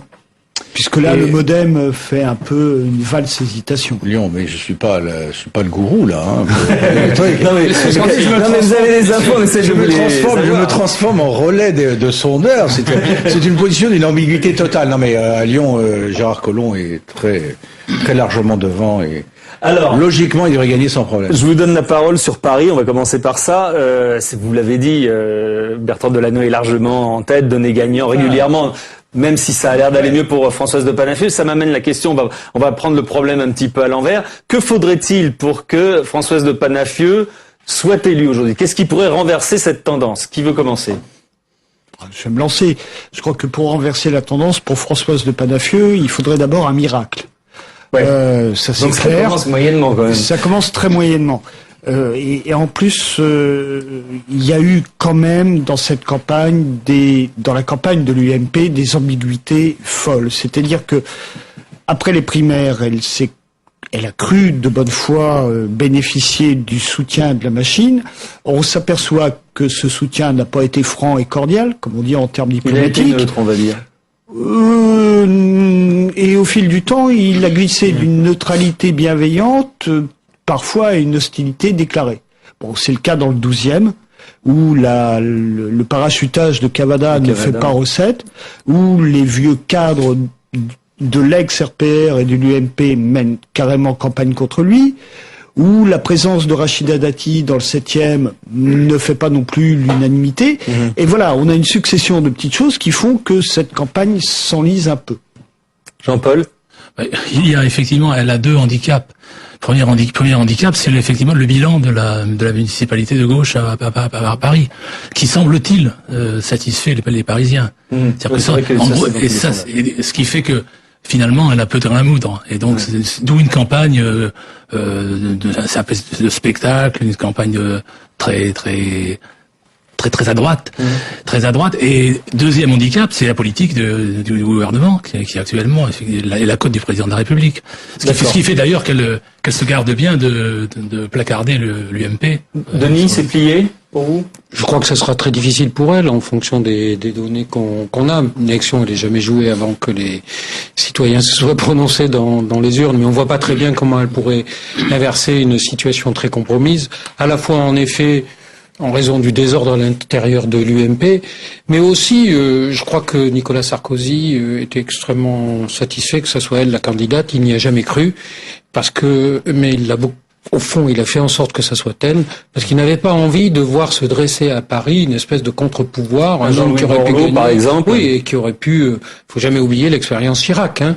Et donc Nicolas Sarkozy a la mémoire longue, et donc il a joué perdant sur Paris volontairement, et c'est ce qui est en train de se passer. Est-ce qu'elle a pour autant fait une mauvaise campagne Elle a fait une moyenne campagne, on va pas l'accabler parce que je crois que ça va se terminer de façon très probablement décevante pour elle. Il faut quand même rajouter peut-être une chose. D'abord, pour rendre votre question initiale, parce que tout à fait votre avis, il faudrait vraiment un miracle pour que elle sorte vainqueur à l'arrivée. C'est en jamais, hein, prenons date, mais alors là, vraiment, ce serait extraordinaire. Non, mais il y a d'autres raisons aussi, c'est quand même les contradictions et l'épuisement d'une droite parisienne divisée. C'est une situation qui était, indépendamment des propres peut-être limites ou carences de Françoise de Panafieux, qui n'a pas su trouver un élan des thèmes, etc. C'était quand même un handicap de départ considérable. Alors là, je rejoins Denis Jeanbart volontiers. Comme c'était de toute façon le résultat qui se profile et celui qu'au fond passivement souhaitait le président de la République, tout ça Par ailleurs, à la rigueur pourrait satisfaire. Il faut quand même ajouter qu'elle a aussi face à elle une liste MoDem qui mord sur son électorat, et donc ça rend sa victoire dès le départ extrêmement difficile. Il aurait fallu d'abord qu'elle lamine le MoDem pour pouvoir se constituer un électorat suffisamment large pour avoir un élan de second tour, et elle ne peut pas. Je trouve qu'on a été tous collectivement, enfin, la presse, un peu sévère vis-à-vis de cette campagne municipale, quels que soient les candidats, en disant finalement cette campagne est plate, elle est atone, il n'y a pas de grand débat, il n'y a pas d'enjeux qui rejaillissent. Pour parler que de Paris, Paris, on a l'impression que ça roupille quand même, qu'elle a jamais commencé la campagne. Hein. Mais alors justement, paradoxalement, moi je vais vous tenir le discours inverse. Je pense que cette campagne est excessivement intéressante, et là je rejoins Dominique de Montvalon, c'est qu'elle préfigure l'après. Elle préfigure l'après à la fois pour Bertrand Delanoë et les alliances qu'il va nouer. Elle préfigure l'après également pour Françoise de Panafieux et pour toute une jeune garde de l'UMP qui ne veut pas endosser les échecs de la vieille droite parisienne et qui se dit maintenant du passé, faisons table rase, débarrassons-nous de ce qui reste de la Chiraquie, du règne de Jacques Chirac sur la mairie de Paris. C'est en ce sens que le résultat du 5e arrondissement va être très pertinent, parce qu'on va voir si la gestion Tibéri va se tourner ou non. Et là, vraiment, il y a quelque chose qui est en train de se nouer. Alors, ça va... Jean-Paul et Dominique. Je voudrais nuancer sur la question du MoDem. Effectivement, la présence du MoDem resserre un peu l'espace. Mais je pense qu'une partie des électeurs du MoDem, finalement, se prépare à un vote pour Delanoë au second. Alors c'est la question qu'on a posée. Et donc finalement, et ça explique à mon avis aussi la position du MoDem à Paris. Le MoDem, c'était quand même la nouveauté. C'est l'inconnu de cette élection parisienne. Le MoDem n'existait pas aux dernières élections en 2001. Et là, il fallait appréhender justement l'arrivée d'un potentiel qui est pas négligeable. Je sais pas combien il est dans votre sondage, mais voilà. Mais donc il faut. Je veux dire que je pense que le MoDem, on l'a vu au meeting là de la mutualité, quand on entend le discours de Bayrou, je dirais érige l'opportunisme en doctrine politique, et donc se positionne selon ce qui se sent dans l'opinion. Et c'est vrai que je pense que la position du MoDem par rapport à l'équipe de Delanoë est une posture qui pour suivre les électeurs, c'est-à-dire effectivement essayer de maintenir des voix, et en gros en donnant comme message au second tour, la préférence va à Delanoë. C'est ce qu'on a cru comprendre quand même de la part de Marielle de Sarnez. Oui. Ah oui, non mais jusqu'à maintenant, Marielle de Sarnez avait fait des appels du pied à Bertrand Delanoë. Il est évident que lors du meeting de la mutualité, on est passé des appels du pied au rentre-dedans. Bon, clairement. Il y a quand même un enjeu de premier tour pour Delanoë, c'est d'avoir, il ne cesse de le répéter, il redoute que la victoire étant enquise, il y ait une espèce d'abstention qui lui donnerait pas un score suffisant pour pouvoir être vraiment dominant au second tour. Son problème de Delanoë, c'est d'être le moins dépendant possible de ses alliances. Et donc, s'il doit dépendre du MoDem dans le second tour, c'est aussi un problème oui, sauf que qui le lie pour son propre avenir politique, pas simplement parisien. Oui, mais à un moment donné, il faut qu'il fasse quand même avec la présence du MoDem, avec la présence des Verts. Mais bien, il peut pas bien faire sûr. ça, quoi. Mais Delanoë, il est très concentré, il ne cesse de le répéter sur son premier tour, parce qu'il veut avoir un élan qui lui permettrait d'être le moins dépendant possible de ses alliances. Non seulement pour diriger Paris, mais aussi après pour jouer ses cartes à l'intérieur du Parti socialiste. S'il se lie dans une alliance MoDem, ça le lie tout de suite derrière dans sa démarche pour conquérir le Parti socialiste. Je rejoins Denis Jambard, mais sauf surprise, sauf coup de théâtre, il va quand même se passer, Bertrand Delanoë va être conduit, maire, mais la donne ne sera plus du tout la même. Il va se passer un événement majeur. La mandature qui vient de s'achever a été une mandature de Delanoë avec un poids considérable, en réalité objectivement survalorisé, des Verts, et qui ont joué, qui ont adopté. Il ne s'agit pas du tout de les accabler, mais enfin objectivement, c'est des Verts parfois intégristes Verts. Hein. On a même ils ont fait un peu d'intox aussi. Les plus méchants, on peut dire, ça ressemblait parfois à des Khmers verts. C'était pas pour certains d'entre eux, pas tous. Hein. Alors. Ils vont peut-être avoir encore une petite place à la table de Delanoë, ce sera en tout état de cause, dans le meilleur des cas, un strapontin. Et donc, un strapontin, ou 2 ou 3 strapontins dans un coin. Et alors qu'ils étaient en situation ils l'ont fait à plusieurs reprises, de donc, ce que vous voulez dire, c'est que les victimes du MoDem sont tous les Verts. Non, mais ils vont disparaître de l'avant-scène. C'est pratiquement acquis, sauf coup de théâtre au premier tour. Fort peu probable. Et effectivement, il y a une force qui peut, parce que en partie, ce sont les électeurs, en partie, pas entièrement, ce sont les mêmes qui maintenant sont passés des Verts au MoDem. Et le MoDem, est-ce que Delanoë aura besoin d'alliés MoDem? On verra. Ou est-ce qu'il jouera avec un partenariat simplement sur des bases qui le laisseront en position dominante? On verra. Mais c'est une donne. Voilà. C'est une donne radicalement différente. On passera des Verts au MoDem. Je rejoins totalement Denis Jambard sur son analyse. C'est-à-dire que il a le choix. Soit il donne une caution à gauche pour décrocher le poste de premier secrétaire du PS qu'il ambitionne, et dans ce cas-là, ça passe par une alliance avec les Verts, et certainement pas avec le centre droit ou le centre gauche. Et dans une deuxième étape, il vise la présidentielle de 2012. Bon, il le dit pas ouvertement, mais enfin c'est un secret polichinelle. Est-ce que ce qui va se passer à Paris là préfigure un petit peu de ce qui va se passer ensuite? Est-ce que c'est une sorte de test avant présidentiel, quoi? Et totalement. Et dans ce cas-là, s'il vise 2012, l'alliance elle se fait avec le centre droit ou le centre-gauche, c'est-à-dire avec le MoDem. Donc il est dans cette ambiguïté-là. Et c'est pour ça que, effectivement, Denis Jambard a totalement raison. Il faut qu'il soit un peu un rouleau compresseur au premier tour pour avoir le coup des franches et dire le plus voilà, possible. Je choisis en fonction de mon bon gré et de mon bon plaisir. Mais pour répondre à la question, effectivement, est-ce que Delanoë aurait intérêt à faire alliance avec le MoDem? Je pense que là, effectivement, il commettrait une erreur. Parce que, d'une part, une partie importante des socialistes de Paris sont contre une telle alliance. Les alliés communistes sont contre. Les Verts, parce qu'ils reviendront finalement, sauf s'ils ne passent pas la barre des 5%. S'ils passent la barre des 5%, parce qu'effectivement, ils prennent un risque important. Pour finalement, tourmenter une orientation qui a été validée par les Parisiens.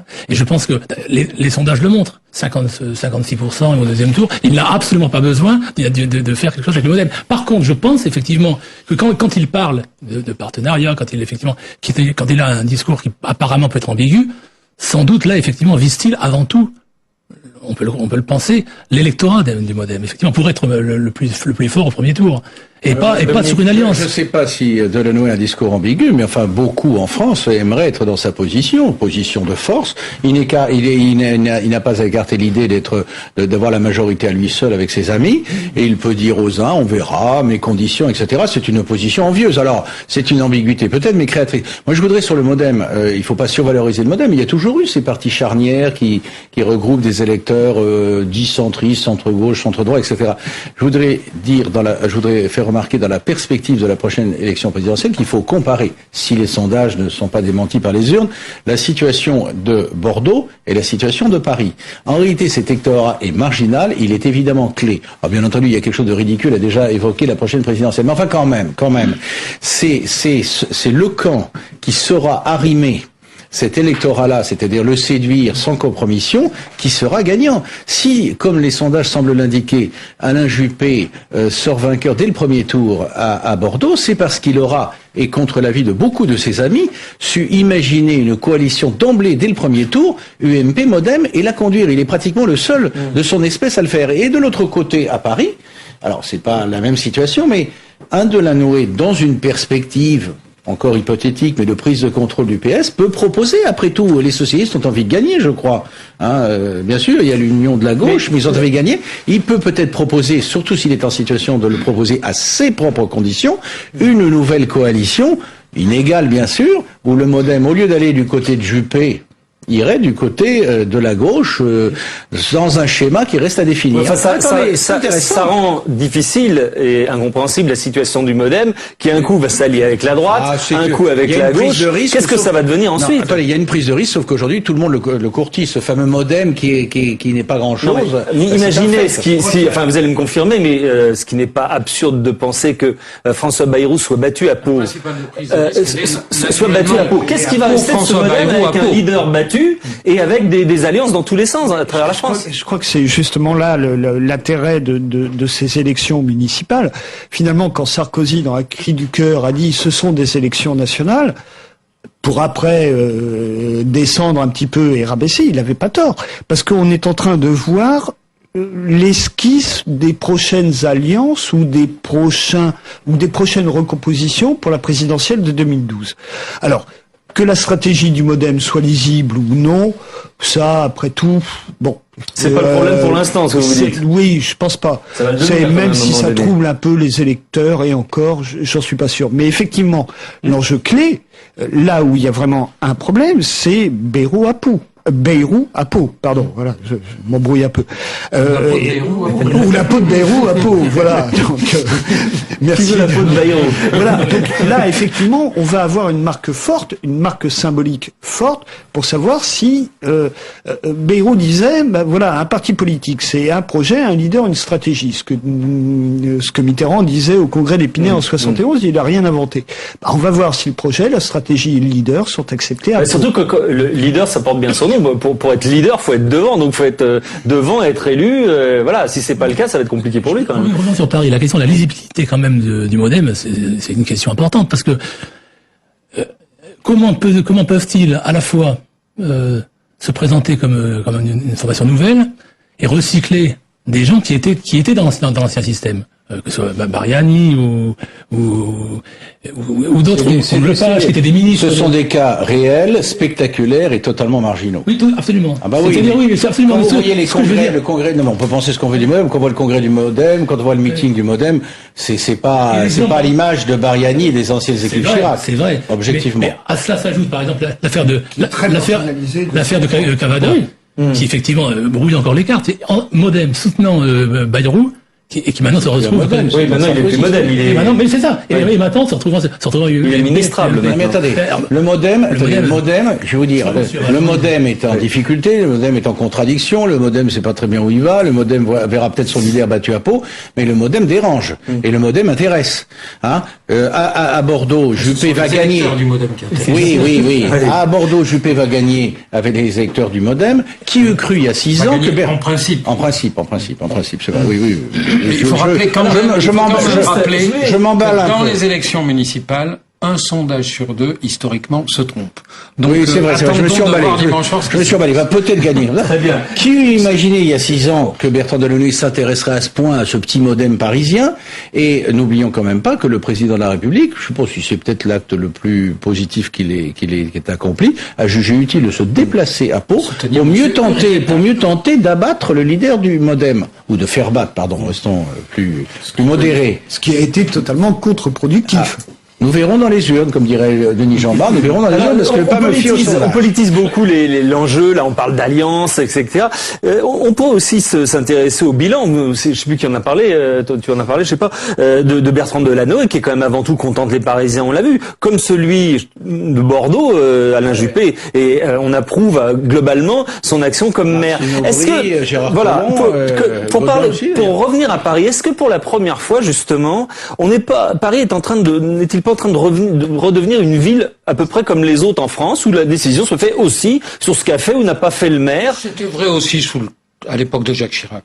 C'était vrai. Non, mais vraiment, à l'époque de Jacques Chirac, les gens de droite votaient à droite, les gens de gauche à gauche. Oui, mais quand même, il y avait un bilan de la mairie. On peut pas nier que Jacques Chirac, en tant que maire, a été extrêmement actif sur la mairie de Paris. On peut dire c'était bien, c'était mal, mais c'était un maire qui faisait aussi des choses. Donc, de ce point de vue, il me semble que Delanoë a donné sa marque, c'est visible, etc. Mais de la même manière que Jacques Chirac avait donné sa marque, notamment avec une politique sur la propreté, qui était d'une intensité jamais égalée depuis, nulle part ailleurs d'ailleurs. Sur le bilan, je crois que quand même, 2001 a marqué la fin de 25 ans de droite, sous Chirac, sous Tibéri. On constate que 6 ans après, je veux dire, c'est une politique de gauche qui a été menée à Paris. Je veux dire, et une politique de gauche, centre-gauche. Je veux dire que. Non, vous la trouvez vraiment à gauche? Je trouve pareil. Je trouve que sur les questions du logement social, effectivement, des progrès ont été faits. Oui, c'est pas la même chose que la politique de la droite, mais c'est une politique de centre-gauche. C'est pas une politique. C'est avant tout une politique pour les bobos. Bah là, vous voyez, c'est plus grave. Voilà, c'est par augmenter le nombre de logements sociaux et pour tendre vers les 20%, ce qui ne se passait pas, et travailler sur les services publics, travailler sur les transports publics. Moyennant quoi, Paris est de plus en plus habité par les classes supérieures et de moins en moins par les classes moyennes. Ça, c'est effectivement, oui, mais ça ne vient pas de 2001. C'est malheureusement un processus bien antérieur. Ça a été stabilisé, mais pas inversé. Je vous montre la une d'aujourd'hui en France. Tout à l'heure, il y aura la une des journaux de demain, mais comme on l'a là, et que visiblement, Dominique, vous mettez en tête les photos. Ça, c'est les photos de ceux qui tiennent la corde. De ceux qui tiennent la corde. Donc on rappelle Delanoë à Paris, Collomb à Lyon, Aubry à Lille, Ries, c'est la surprise confirmée, enfin qui serait confirmée à Strasbourg, Delaveau à Rennes, Gaudin à Marseille, mais c'est très serré, et Juppé assez confortablement à Bordeaux. Juste un dernier mot de chacun. Est-ce que on peut, pour l'instant, on a l'impression avec les sondages qui ont été donnés depuis 2-3 mois, que la gauche a le vent en poupe dans ces élections. Est-ce que vous croyez à justement cette suprématie de la gauche dans ces élections, ou ça peut encore changer dans les 2 tours? Il peut y avoir même des surprises. Moi, je pense que il n'y a pas un mouvement de fond dans un sens ou dans l'autre. C'est essentiellement une élection qui va se jouer sur la mobilisation des camps et des électorats. La gauche, aujourd'hui, mobilise beaucoup plus son électorat, apparemment, d'après les enquêtes d'opinion, on verra dimanche, que la droite. Il y a une démobilisation de l'électorat de droite qui est troublée, notamment, disons, sur la partie qui fait que vous mobilisez, par la politique, par le comportement du chef de l'État. Ça vient essentiellement du chef de l'État. Et donc, c'est là que ça se joue, sur la mobilisation de l'électorat de droite et la mobilisation de l'électorat de gauche. Aujourd'hui, apparemment, d'après les sondages, l'électorat de gauche est beaucoup plus mobilisé. Rappelons-nous quand même qu'on a vécu des élections de ce type avec à la dernière seconde des mobilisations inouïes. Je rappelle les législatives de 1970. Très vite, parce qu'on est en retard. Oui, on constate dans les sondages que nous avons fait avec l'Institut CSA une petite montée de l'abstention, et d'autre part, il y a un chiffre qui est tout à fait étonnant. 27% des électeurs, quand on les interroge, disent on peut changer d'avis. On ne sait pas d'ailleurs dans quel sens. 27%, un quart des électeurs sondés. C'est ça. Donc, rien n'est joué. Et Jean-Paul, très rapidement. 2 mots. Moi, je crois que les municipales ne donnent pas un indicateur très fiable, parce que les situations locales sont tellement prégnante qu'il est difficile d'en tirer des leçons. Par contre, ce qui va être intéressant de voir, c'est les résultats des cantonales. Parce que là, il peut y avoir des départements qui basculent, et là, on aura une indication. C'est pas seulement l'électorat de droite qui est troublé, ou une partie, c'est effectivement des électeurs qui ont voté Sarkozy aux élections présidentielles, qui ne sont pas forcément des gens de droite, mais des gens qui ont cru à son message sur le pouvoir d'achat, etc., et qui actuellement sont absolument troublés et dépités.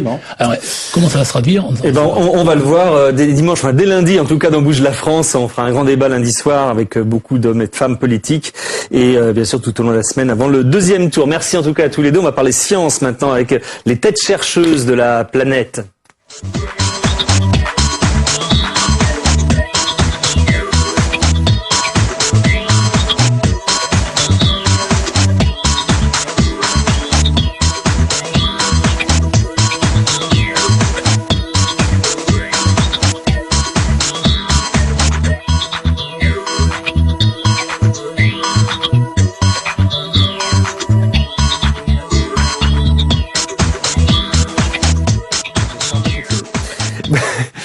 Voilà, on va parler donc de ces scientifiques qui se raréfient. Alors c'est vrai évidemment en France, c'est peut-être un peu vrai partout dans le monde, et notamment chez les femmes. C'est difficile de faire carrière, on le sait en général, déjà quand on est une femme, au niveau des débouchés, au niveau des études, au niveau des salaires. On en parle régulièrement dans Bouge la France. Et on a voulu justement parler de ce problème, puisque la société L'Oréal et l'UNESCO ont décerné aujourd'hui, pour la 10e année consécutive, les prix pour les femmes de la science. C'est le premier prix international d'ailleurs de ce genre, et je reçois 2 lauréates. Bonsoir à toutes les deux. Tout d'abord Yonel Dea Mukumbi, vous êtes gabonaise, vous êtes chercheuse en agronomie et donc boursière de cette récompense, et Magda Bou Daguerre Karat, vous êtes libanaise et chercheuse en botanique boursière. Vous allez nous expliquer également ce que c'est. Je commence avec vous Yonel. Alors vous travaillez sur le riz. C'est vrai que c'est un enjeu important pour l'Afrique. Qu'est-ce qui manque? Qu'est-ce qu'on peut améliorer, et sur quoi travaillez-vous? Ok, je vous remercie de m'avoir invité. C'est un plaisir. Voilà, je travaille sur le nouveau riz africain, le Nerica, qui est un riz issu des croisements entre les 2 espèces cultivées, notamment le riz africain Oryza glaberrima et le riz asiatique Oryza sativa. En fait, c'est un riz qui a essayé de combiner les caractéristiques intéressantes des 2 espèces et qui a donné des résultats satisfaisants en le cultivant dans les eaux en riz pluvial, le type de riz pluvial. Mais comme en Afrique, aussi bien du centre que de l'ouest, les paysans n'ont pas, les agriculteurs, ils n'ont pas souvent, ils sont tributaires en fait de la pluviométrie. Des pluies. Et voilà, et ils n'ont souvent pas assez de moyens pour acheter les intrants qui nécessitent cette culture. Donc comme il y a un large potentiel en bas-fond dans ces régions-là, donc on s'est dit donc il faudrait qu'on teste ces variétés dans ces conditions-là. Donc ce sont des variétés qui sont plus solides, qui ont moins besoin de carburant entre guillemets. Voilà, c'est moins exigeante en fait, parce que le résultat du croisement a donné ces individus le nouveau riz africain. Alors là, votre travail précisément, vous les connaissez maintenant ces espèces, c'est quoi? C'est de les tester le plus largement possible? Oui, d'une part de les tester dans ces conditions de bas-fond, mais d'autre part de faire des recherches avec l'aide de la biotechnologie, donc la biologie moléculaire, de ressortir les caractéristiques génétiques de ces variétés qui seront retenues afin de booster l'amélioration variétale, donc la création d'autres variétés à long terme. Ça pourrait être un enjeu économique important pour l'Afrique? Oui, c'est très important dans la mesure où dans mon pays, le Gabon, on ne cultive quasiment pas de riz et on est fortement tributaire des importations qui demandent des dépenses très énormes pour l'économie du pays. Que vous apporte cette bourse? Vous allez en faire quoi? Ben, ça va m'aider à conduire à terme mes travaux de recherche et surtout de m'aider à certainement à rencontrer certainement les pouvoirs publics pour essayer de poser mon problème et de voir dans quelle mesure on pourrait en fait mieux le dynamiser de telle manière qu'au niveau du Gabon, on puisse rencontrer des agriculteurs qui soient intéressés par rapport à l'activité. Pour le commercialiser, pour le développer, c'est vrai que surtout d'abord d'inciter les agriculteurs à produire du riz eux-mêmes et à faire de la semence eux-mêmes.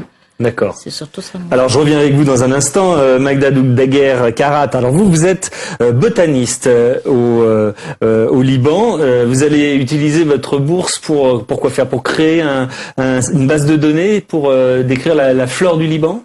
Oui, tout d'abord, la bourse, c'est tout d'abord de l'argent qui nous permet de fonctionner, de voyager, de faire du travail de terrain avec les moyens de bord. Mais cette bourse-là spécialement, donc L'Oréal UNESCO, ça nous permet d'avoir plus de visibilité. La preuve, on est là aujourd'hui, on n'aurait pas été là. Et pour la presse locale, en fait, ça nous donne plus de puissance, plus de légitimité. Ça assoit votre travail dans vos pays respectifs. Et surtout dans ma thématique à moi, de parler de la biodiversité. Donc, si la presse s'y intéresse, les gens s'y intéressent aussi. Donc, alors, quel est le fond de votre travail? Alors, il s'agit donc de valoriser la biodiversité du Liban, surtout pour les plantes qui sont endémiques. J'explique, ce sont des plantes qui ne vivent donc que dans une région spécifique du Liban. Donc les plantes endémiques, en général, ça vit dans une région spécifique. On en a 90 au Liban. Parmi elles, il y a des plantes médicinales, il y a des plantes qui ont un intérêt économique. Donc on va étudier ces plantes, d'abord les cartographier, voir si elles existent déjà ou elles sont déjà éteintes par l'urbanisation ou autres facteurs anthropiques. Et donc faire des analyses génétiques dessus dans un but de les conserver. Et donc le but, c'est pas seulement de faire des études, mais également de partager cette étude-là via justement le site web où on va mettre toutes ces informations, donc des photos. Et de protéger la biodiversité, j'imagine. Oui, donc ça c'est la finalité, c'est de protéger la biodiversité. C'est difficile de travailler au Liban, de faire ces études quand vous êtes aussi spécialisé pour une femme. Qu'on soit déjà une femme ou un homme dans un cadre politique, sécuritaire, donc c'est la même question. Donc les bombes ne font pas la différence entre hommes et femmes. Mais je crois, nous, après tout, la guerre nous a donné en fait une force. On est côte à côte, on différencie pas le sexe. Mais c'est vrai que on a toujours quelque chose à prouver, de dire voilà, on n'est pas seulement des femmes, une vitrine, mais on a aussi une cervelle qui travaille et donc. Non, ça c'est clair, mais je veux dire, en France, nous, on a ce problème-là. C'est vrai que pour les femmes, c'est pas 10 fois plus difficile, mais c'est beaucoup plus compliqué. On le voit dans les quotas, justement, d'étudiants. Il y a beaucoup moins de femmes, qui arrivent à être chercheurs. Ouais, en fait, dans les études, sur les bancs universitaires, on en voit, il y a beaucoup de femmes, il y a beaucoup de jeunes filles. Mais c'est au-delà que le problème se pose. Dans l'accession à des postes importants, des postes de direction, de décision, c'est là où elle se raréfie. Et donc, c'est là, donc Est-ce que c'est en train d'évoluer? Oui, avec le temps. Doucement, gentiment. Gentiment, mais il faut que ça soit plus vite, plus efficace. Et au Gabon, comment ça se passe? Comment vous avez fait, vos études? Comment vous avez mis en place tout ce que vous essayez de faire? Au départ, j'ai un baccalauréat série D et puis j'ai eu le concours de l'école polytechnique, c'est une école supérieure dans mon pays. Je suis allée préparer mon diplôme d'ingénieur de technique à la base, donc en production végétale. Et puis je l'ai eu à 22, 23 ans et mes parents estimaient qu'il fallait que j'aille de l'avant parce que j'étais encore très jeune pour travailler. Donc c'est comme ça que je suis allée au Burkina Faso. J'ai préparé mon diplôme d'ingénieur en développement rural et c'est à ces études-là que pour la première fois j'ai travaillé avec le NERICA dans les rizières. Et ensuite, je suis rentrée au pays. J'ai commencé à travailler au ministère de la Recherche comme attachée de recherche. Et puis, j'ai préparé mon Master 2 que j'ai eu au Cameroun. Vous en avez fait des choses. Oui, il faut de la persévérance pour atteindre les objectifs visés. Est-ce que les femmes ou les filles, quand elles sont plus jeunes, ont justement cette persévérance dans ce domaine très spécifique que sont les sciences, la recherche? Est-ce que c'est un atout d'être une femme? Vous parliez de votre volonté, justement. Bon, mais c'est un atout, oui, parce que à cause de cette compétition qui est là, ça vous stimule d'aller toujours de l'avant, de se battre, de se dire que ben oui, je suis pas simplement une femme faite pour le mariage ou je sais pas moi, être là pour faire des enfants, des choses comme ça. Je peux m'affirmer autrement. Oui, ça peut aller de pair puisque nous sommes des mamans. Toutes les deux. Voilà, donc ça peut aller de pair. Je peux me battre, bien ayant ce côté-là, mais je peux m'affirmer par rapport à mes compétences. Voilà.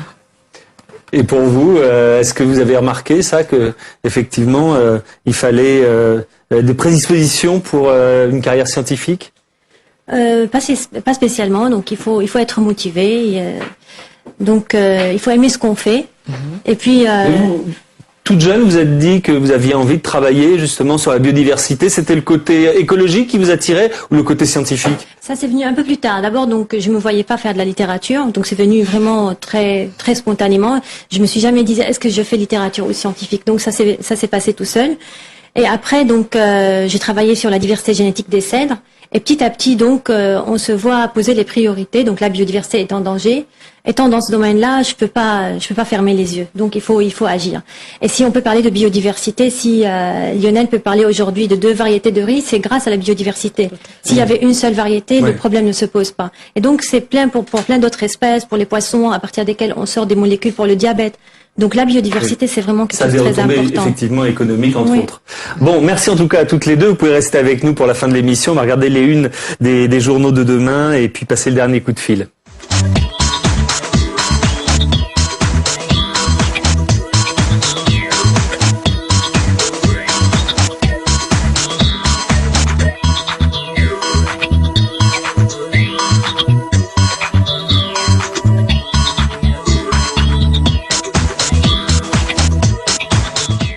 Voilà Marie-Laetitia qui arrive avec les unes des journaux. Où sont-elles?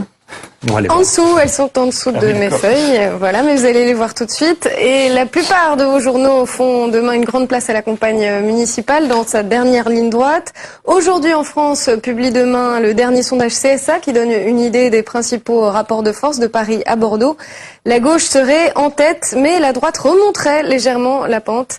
À noter également qu'un quart des Français n'auraient pas encore vraiment décidé puisqu'ils admettent pouvoir changer d'avis. La Croix zoom sur 12 villes de France pour analyser les grands enjeux de la campagne municipale, le sort des grandes métropoles, l'avenir du MoDem ou encore la survie du Parti communiste. Les municipales également à la une des Échos, test électoral à haut risque pour la majorité. Le journal économique passe en revue les personnalités engagées pendant ces municipales et pendant également les cantonales. À quelques jours des élections, Libération s'intéresse à la parité. Pour les femmes entrées en politique grâce à la loi de juin 2000, il y a de quoi avoir le blues. Peu d'entre elles ont obtenu des postes de pouvoir dans les mairies. Libération qui mentionne également l'attentat meurtrier qui a frappé ce soir Jérusalem-Ouest. Un attentat qui a fait, je vous le rappelle, 9 morts. Enfin, la Tribune s'intéresse au site Renault de Sandouville, près du Havre. L'usine est frappée de plein fouet par les ventes décevantes de la Laguna 3. D'autres modèles font planer une certaine inquiétude sur le site. On va continuer sur le thème des municipales avec notre dernier coup de fil maintenant.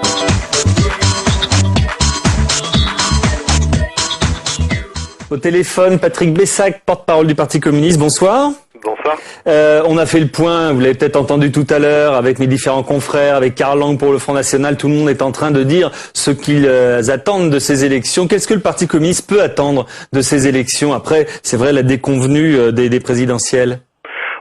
D'abord, qu'est-ce que le peuple peut attendre de ces élections? Moi, j'ai envie de dire d'abord, il faut qu'on se fasse respecter parce qu'on a franchement un gouvernement et un président qui ne se comportent pas de manière digne pour les valeurs de la République, avec notamment la remise en cause de la laïcité. On a un président qui a trahi, qui avait fait la promesse d'une augmentation du pouvoir d'achat et qui a trahi cette promesse. Donc je crois d'abord qu'il faut se faire respecter et dire non tout simplement. Ensuite, pour le Parti communiste, c'est évidemment un grand enjeu, ces élections municipales, mais aussi toute la gauche. Moi je crois, vous savez, au lendemain de la présidentielle, on avait dit que le Parti communiste n'aurait plus un seul député. On a un groupe à l'Assemblée nationale. Je crois que ces élections municipales vont montrer aussi l'ancrage de terrain des communistes et puis notre volonté avec toute la gauche de participer à la protection des citoyennes et des citoyens contre toute la gauche, Patrick Bessac, ça va jusqu'au MoDem? Non, ça ne va pas jusqu'au MoDem. Je crois qu'il faut des choix clairs à gauche. On ne peut pas être allié avec des gens, le MoDem, qui tantôt disent vouloir s'allier avec la gauche, et puis qui dans beaucoup de municipalités s'apprêtent à gouverner à nouveau avec les partisans de Nicolas Sarkozy et l'UMP. Donc il faut, je crois, de la clarté en politique. Je regarde Paris. À Paris, ces 7 dernières années, on a gouverné avec des mesures, des convictions de gauche. Les élus du MoDem ont systématiquement opposé une fin de non-recevoir aux propositions de Bertrand Delanoë et de la majorité de gauche. Donc il faut de la clarté en politique. Ça vous inquiète quand même ce rapprochement qui est en train au moins de se mettre en place? On le pense à Paris entre le PS et le MoDem et d'ailleurs dans d'autres villes. Écoutez, j'étais ce soir, au dernier meeting de Bertrand Delanoë et j'ai plutôt senti une position claire du maire de Paris et un refus de combination entre les deux tours. Moi, ça m'inquiète. Et évidemment que progressivement, François Bayrou et d'autres cherchent à effacer les frontières qu'il y a entre la droite et la gauche, parce que je crois que la démocratie, c'est aussi de proposer des choix clairs aux citoyens, aux Françaises et aux Français. Et si on continue à leur raconter que finalement il n'y a pas tant de différence que ça entre droite et gauche, et qu'on suit la proposition de François Bayrou, gouverner un peu avec la droite, gouverner un peu avec la gauche, on sera dans une situation... Merci bien Patrick Bessac, merci bien. Il faut qu'on rende. On est en direct, on est à l'heure. Merci en tout cas d'être intervenu en direct. Décentrez-vous d'Élise Accardi, c'est juste après, oui. Mais là on n'en est pas là. Je voulais encore poser une question à Magdalou Daguerre-Carat. Il y a eu une charte d'engagement qui a été signée aujourd'hui. Qu'est-ce qu'elle veut dire? Qu'est-ce qu'elle ça n'est pas simplement donc fêter les 10 ans, mais ils ont officialisé ça, leur engagement en signant une charte pour les femmes, toujours entre l'UNESCO et L'Oréal. Et donc voilà, c'est pour officialiser le combat. Pour que plus de femmes s'engagent dans le cursus scientifique. Voilà, en fait toutes les lauréates de toutes les autres années depuis 98 jusqu'à aujourd'hui étaient là, elles ont signé cette charte, et donc c'est autant d'agents proliférateurs dans le monde qui vont promouvoir la femme dans les sciences. Très bien, bah écoutez, ça c'est une bonne chose. Merci en tout cas d'être venus ce soir en direct chez nous. Vous êtes charmantes toutes les deux et vous défendez bien la science internationale. On va remercier Dominique Fass, le réalisateur, Pierre-Henri Gergogne, notre cher rédacteur en chef, et Marie Billon et Jean-Baptiste Daoulas qui ont préparé cette émission. Oui, alors décentrez-vous, c'est en Côte d'Or d'Élise Accardi, voilà, ça exactement. Très bien, merci beaucoup. Elle perd son oreillette, c'est une catastrophe. C'est donc la fin. Merci, au revoir et à lundi. Merci mesdames.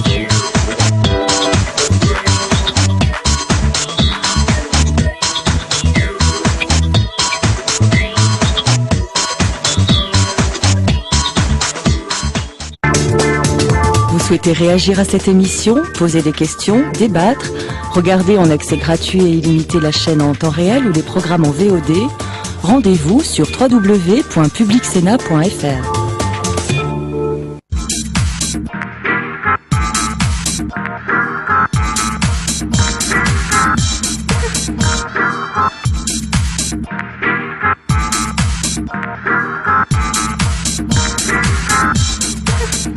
Il faut dire aux habitants des Grésilles que vous êtes le candidat de Nicolas Sarkozy. Ah ben on peut le dire, et de François Fillon. Et de François Fillon, qui a quand même 58% d'opinion favorable. La politique nationale qui s'invite sur les marchés à quelques jours du premier tour des cantonales, c'est loin d'être une bonne nouvelle pour les candidats de la majorité au Conseil général, car la droite a mauvaise mine en Côte d'Or. La mairie de Dijon a basculé à gauche en 2001, puis le conseil régional en 2004. Le conseil général pourrait leur emboîter le pas. Un comble pour cette terre historiquement à droite qui a encore voté massivement pour Nicolas Sarkozy à la présidentielle.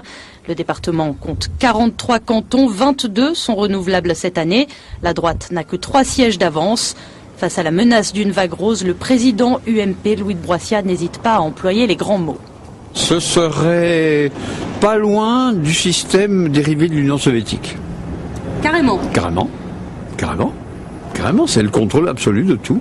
C'est ce qu'il dénonçait à un moment, il dénonçait l'État RPR, je me souviens. Et là, ce serait pire, ce serait la région PS. PS. Pas gauche. Ce que je ne comprends pas, c'est que ces 3 collectivités importantes ont été pendant très longtemps tout à droite, sans que ça pose un problème démocratique.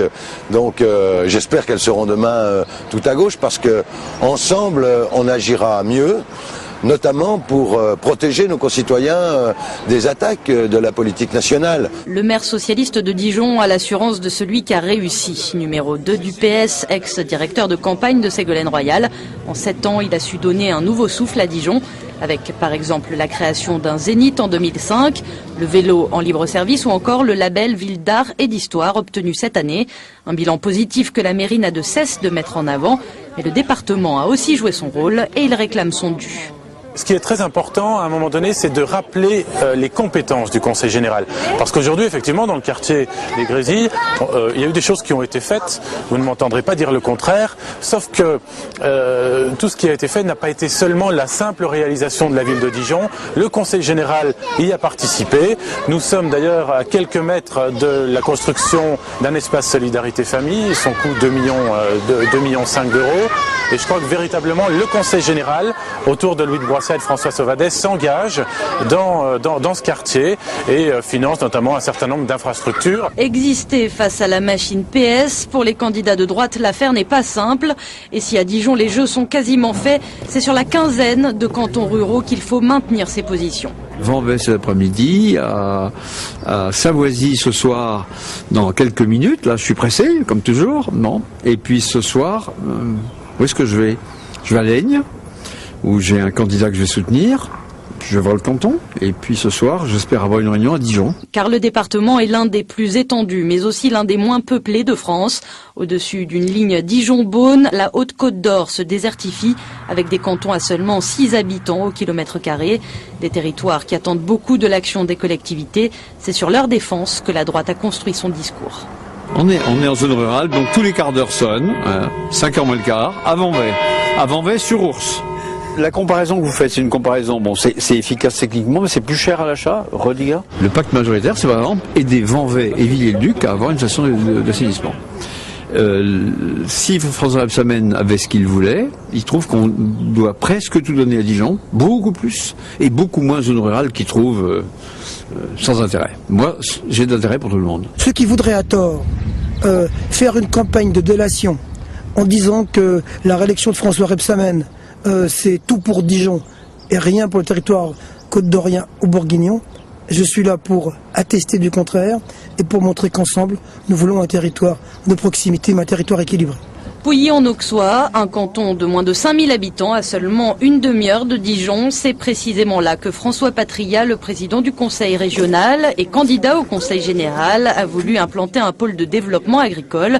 Ouvert en 2006, ce centre de recherche sur les chevaux accueille des médecins et des chercheurs de toute la France et de l'étranger. De quel département de Bretagne? Finistère. Ah oui, le bout de c'est la celui, celui qu'on quitte le moins de tous. En général. Voilà, c'est ça. Les gens des Côtes d'Armor, Morbihan, ils y arrivent, mais leur Finistère, c'est dur. Et je suis là parce qu'il y a cette structure, parce qu'il y a cette recherche. Voilà, c'est vraiment... C'est un défi, hein, parce que la Bourgogne, entre 98 et 2004, a perdu 10 000 jeunes par an. Des jeunes qui vont faire des études ailleurs, vous vous rendez compte? J'ai le coutume de dire que d'être socialiste à Pouilly-en-Auxois, c'est être protestant en terre épiscopale. Voilà, hein. C'est comme ça que je me situe un peu. Une phrase que je reprends. Il reste, quand on fait de la politique locale, l'étiquette ne veut rien dire. Ici, ce qu'attendent les habitantes et les habitants du canton de Pouilly, c'est de savoir comment leur canton va se développer, comment leur école va exister, comment leurs transports vont se réaliser, comment le logement va se construire, comment l'économie va se développer, comment l'environnement va être protégé. C'est les seules questions qu'ils auront. Pour connaître le choix des électeurs, il faudra attendre le 16 mars. Mais si, comme il le prétend, François Rebsamen était réélu dès le premier tour à la mairie de Dijon, notamment grâce à l'alliance avec le MoDem, nul doute que la dynamique des municipales jouerait sur les cantonales. Et après la mairie et la région, la gauche emporterait aussi le département. François Rebsamen veut y croire. Les Dijonnais apprécient leur maire, surtout quand ils travaillent bien. Je crois que nous avons bien travaillé. Nous avons agi pour réveiller la ville. Maintenant, j'espère non pas tenir 30 ans comme mon prédécesseur, mais être réélu. Vous voyez, c'est un signe heureux, les pigeons qui s'envolent. Perrette et le pot de lait. J'offre à monsieur Rebsamen les fables de La Fontaine. Les élections, elles se déroulent le dimanche 9 mars de 8h à 18h à Vanves, à 19h en zone urbaine, et ça recommence le 16 mars. Alors, il dit pratiquement c'est fait pour le premier tour. Chiche, on verra.